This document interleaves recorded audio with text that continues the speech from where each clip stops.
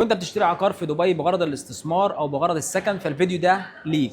لان انا النهارده بقدم لك مشروع اولا هو محقق نجاح كبير قوي جدا جدا، بالدليل ان هو كان في منه كوف ليفنج 1 سولد اوت في نفس المنطقه، وكوف اديشن 1 اللي هو اللي ورايا دون اتباع، واللي جاي دلوقتي كوف اديشن 2 من المطور امتياز. وعلشان تحقق عائد استثماري من الاستثمار العقاري هنا في دبي، ان سعر العقار بتاعك يزيد هنا في دبي، فانت بتدور على عوامل معينه. العوامل دي من ضمنها اللوكيشن، من ضمنها المطور اللي ورا المشروع، من ضمنها المشروع ذات نفسه، علشان تعرف تقدر تحدد اذا كان المشروع ده هيساعدك انك تحقق عائد استثماري عالي ولا اذا كان هيبقى متوسط.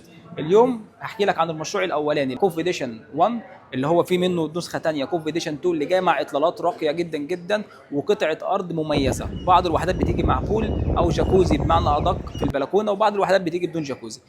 المطور طبعا في الحاله دي هو المطور امتياز المعروف عنه الكواليتي العاليه جدا واختيار المواقع المميزه، زي الموقع اللي هو بنتكلم عنه النهارده، موقع دبي ريزيدنس كومبلكس او مجمع دبي لاند السكني، اللي راح يكون فيه عده مشاريع الفتره اللي جايه. اوريدي اتطرح فيه مشاريع كتير وكلها سولد اوت، واللي جاي دلوقتي في نفس المنطقه من ضمنها امتياز، ده ثالث مشروع ليه في نفس المنطقه، وهيبقى برده تقريبا سولد اوت قريبا ان شاء الله. هنا احكيك عن المشروع زي ما انت شايف كده، هو هيكون 2 بيزمنت تحت الارض وطابق ارضي اللي هو الجي اللي هو الجراوند اللي هو اللي فيه اللوبي وفي كل شيء.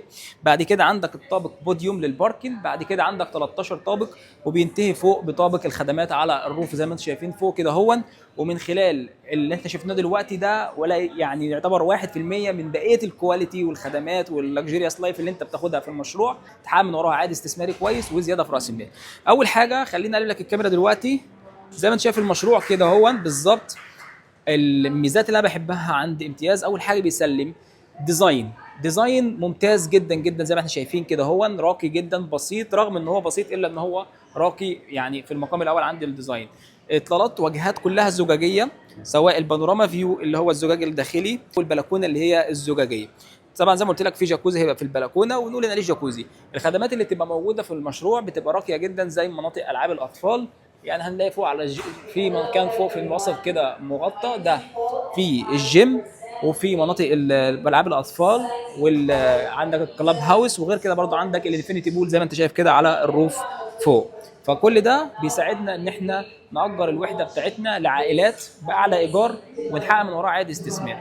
طيب، حاجه مهمه جدا جدا عن امتياز وهنخش نشوفها دلوقتي في اخر الفيديو، شقه العرض تبع امتياز او الشقه اللي بيسلمها لك امتياز بيسلمك كل حاجه في شقه العرض او في الشقه بتاعتك، عفوا بيسلمك كل حاجه في الشقه بتاعتك، من اول الكراسي الترابيزات حتى الديكورات اللي في الحيطه، كل حاجه هتشوفها في الفيديو اللي في اخر الفيديو هتستلمها داخل الشقه. بالنسبه لخطه الدفع والاسعار، اسعار ممتازه جدا. الاول المشروع فيه استوديوهات، غرفه وصاله، غرفتين وصاله. هيكون عندك خطه الدفع عندك 70% خلال فتره الانشاء، 30% على 3 سنين بعد التسليم، او عندك خطه دفع اللي هي 50 او عندك انك تدفع كاش لحد تدفع كاش مقدما. طبعا كل حاجه بيبقى عليها ديسكاونت، الكاش ليه ديسكاونت و50% برضه ليها ديسكاونت. المشروع بيتسلم خلال سنتين. هنتكلم عن الموقع تبع المشروع. موقع المشروع ممتاز جدا، ليه؟ لان موقع المشروع بكل بساطه، موقع المشروع هو مجمع دبي لاند السكني اللي يبعد عن الداون تاون بالظبط 15 او 18 دقيقه، ويبعد عن جميره اللي هي المنطقه الساحليه او البحر وبرج العرب 20 25 دقيقه، وكمان قريب من القريه العالميه على طول، على شارع رئيسي شارع دبي العين اللي هو ما فيهوش مطبات، اللي ما فيهوش حارات ضيقه، شارع هاي واي على طول للداون تاون وبرج خليفه ودبي مول ودبي كريك هاربر ومدينه سمو الشيخ محمد بن راشد. وكمان هيكون جنبك على طول على تقاطع شارع الشيخ محمد بن زايد، وده اللي هيبقى بياخدك على طول مباشره رابط 6 امارات راس الخيمه لحد ابو ظبي. عندك كمان انك انت المكان اللي هو فيه المشروع اساسا هو مكان عائلي، يعني اولا في ناس ساكنه، في مدارس، في مستشفيات، في جامعات. قدامك المدينه الاكاديميه اوريدي فيها اكثر من 17 جامعه واكاديميه وكليه. عندك واحه السيليكون اللي قصادك على طول، اللي هي تعتبر بزنس هاب او منطقه زي البيزنس باي كده في الداون تاون. فانت عندك الموقع استراتيجي جدا، الكوميونتي اللي حواليك كله معظمه فيلل وتاون هاوسز، وده يوحي بالرقي وجوده الحياه هناك.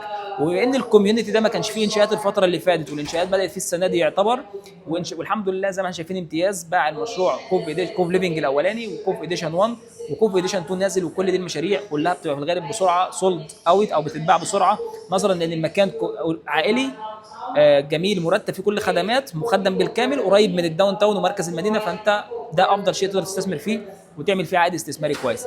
بما ان امتياز بيديك المشروع مليان او الشقق مفروشه بالكامل وكواليتي عاليه وخدمات عاليه، فكده المشروع قادر ان يجذب السكان وقادر يجذب المستثمر النهائي او الساكن النهائي اللي هيجي يشتري منك عند التسليم ويسكن او يعمل او هو ياخدها ويأجرها زي ما يحب. بس انك النهارده بتدفع اقساط مرنه مع المطور، عندك على خلال فتره الانشاء، عندك ما بعد التسليم.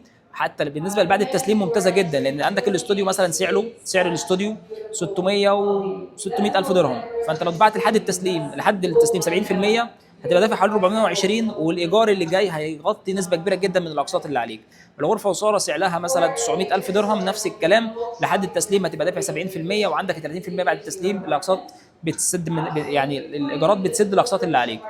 بالنسبه للامتياز برضو، لو انت بصيت على الايجارات، وممكن الكلام ده الفايل ده اشيره ابعته لك برضو عشان تشوفه، او ابعت لك الويب سايت الاوفيشال من دبي لاند ديبارتمنت يوريك الايجارات ماشيه ازاي عند امتياز الايجار عنده الاستوديو بيتاجر من 60 ل 70 الف درهم، والغرفه والصاله بتاجر من 90 لحد 110 الف درهم. فانت النهارده قادر تعمل بكل بساطه مينيمم 10% عائد استثماري صافي.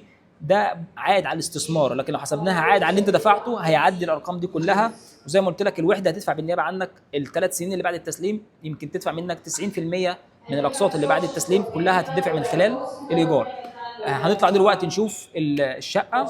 طيب بالنسبه في اي حاجه، طبعا بيبقى عندك الخدمات كلها زي ما قلنا: باربيكيو اريا، منطقه العاب الاطفال، كلاب هاوس ده بيبقى فيه لاونج عشان تعمل قهوه وكوفي ومكان تتقابل فيه مع الناس تشرب فيه مشروب ولا حاجه. وعندك اللوبي بيبقى فخم جدا، 7 متر ارتفاع. حتى الشقق لما هنشوفها ارتفاع الشقه بيبقى 3.4 متر، فانت بتتكلم على ارتفاعات قويه جدا في الشقق، فده بيخلي البنايه اصلا اطول من البنايات الثانيه.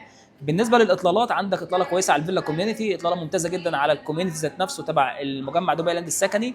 مجمع دبي لاند السكني مخدم بالكامل، محلات، مطاعم، سوبر ماركت، كافيهات، مساجد، اللي انت عايزه. حتى في مول لسه هيفتح او لسه هيتبني، وعندك بوليفارد بيتبني دلوقتي اوريدي، الانشاءات شغاله فيه. يمكن في محلات فتحت فيه بوليفارد اللي هو ممشى مليان محلات تقدر انك انت تستمتع بيه انت واسرتك، لان الكوميونتي عائلي جدا جدا.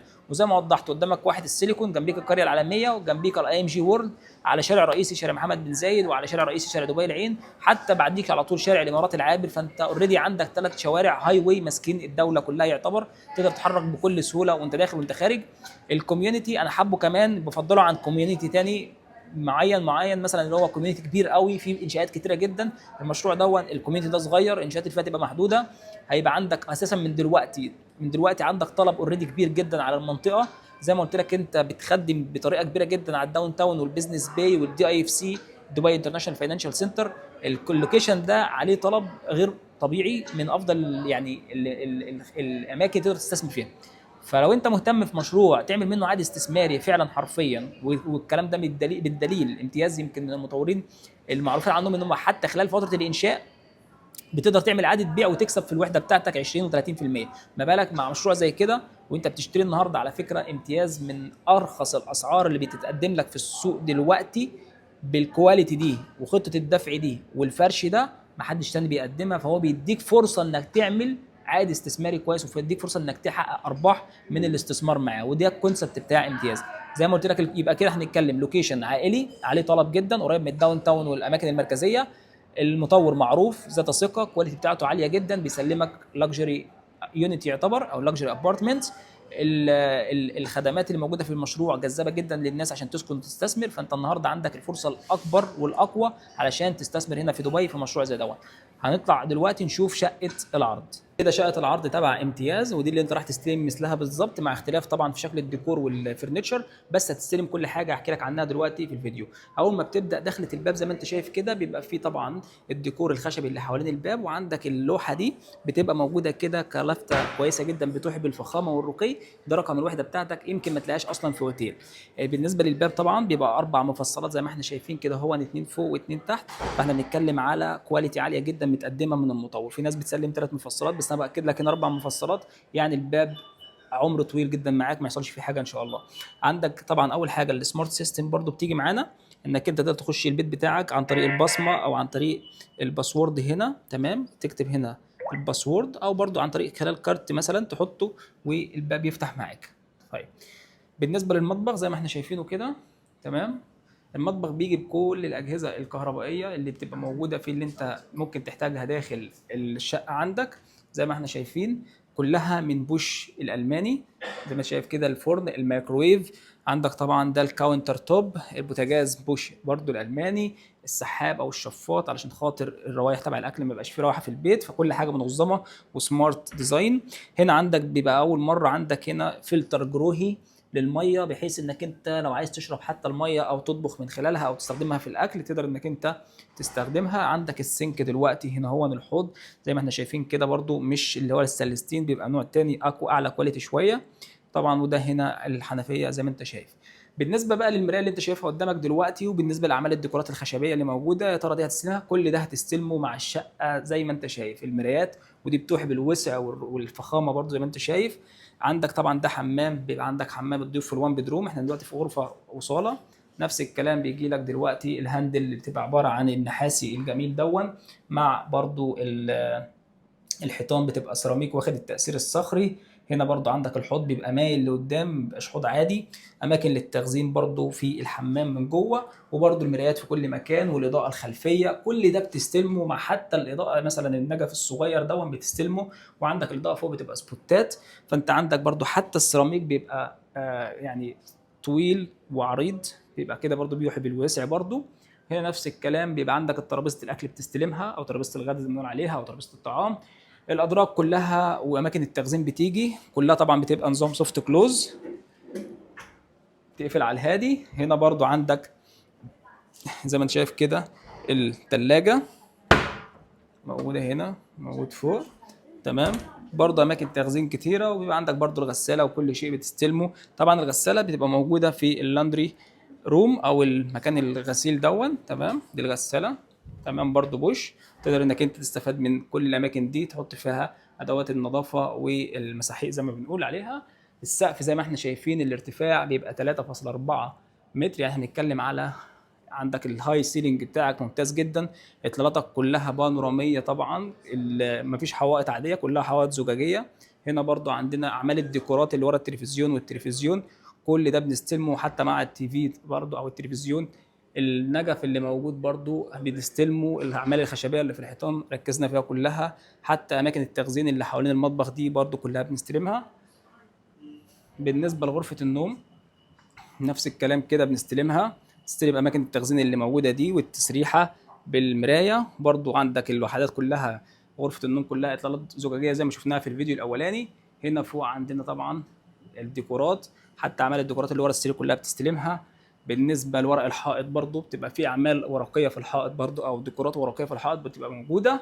وهنا عندك حمام عفوا عندك دولاب على اليمين ودولاب على الشمال، الاثنين بتستلمهم. تيجي تبص للحمام، عندك الغرفه فيها الماستر روم فيها الحمام بتاعها، نفس الكلام، نفس الحوض، نفس الواجهات الزجاجيه، الرخام او الجرانيت الصخري او النجف.